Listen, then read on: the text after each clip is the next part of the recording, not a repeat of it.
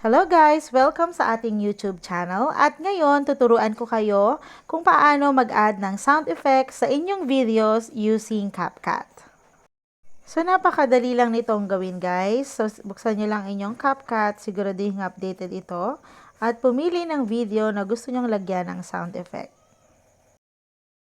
So pumili lang ako randomly at ipapakita ko sa inyo kung paano mag-add. So dyan makikita nyo sa ibaba, may nakalagay dyan na audio. At saka piliin nyo lang yung sound effects.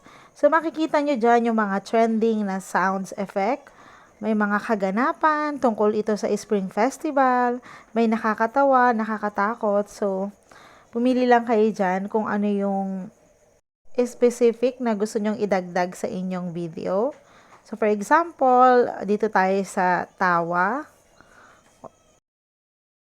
So, pwede kayong pumili, halimbawa, yung child laughter tree or baby laughter, young person, at saka i-click nyo lang yung add. So, ayan, nakapag-add na tayo ng sound effect. At pwede nyo rin yung i-move, pwede sa gitna, pwede sa unahan, sa dulo. Kahit saan, pwede kayong maglagay ng sound effect sa inyong video. O, diba? Napakadali lang nitong gawin. Pumunta lang kayo sa audio, sound effects, tsaka kayo pumili ng sound effect na gusto nyong idagdag sa inyong video. So, sana guys, nagustuhan nyo ang video na ito. At kung nakatulong ito sa inyo, pakisuyo, like, and subscribe sa ating YouTube channel. Thank you sa panonood!